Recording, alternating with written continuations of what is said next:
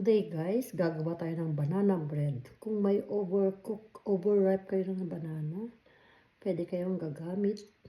And then 1 cup of butter. Melted butter na to guys. Melt.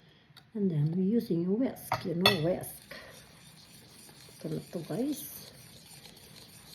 Before we forgot, we preheat our oven for 350 guys. And then 20 minutes.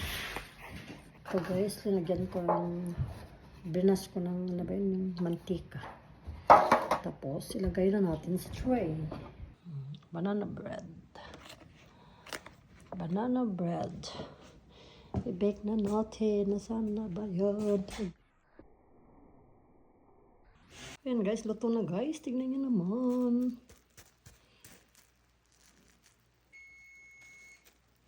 Banana bread.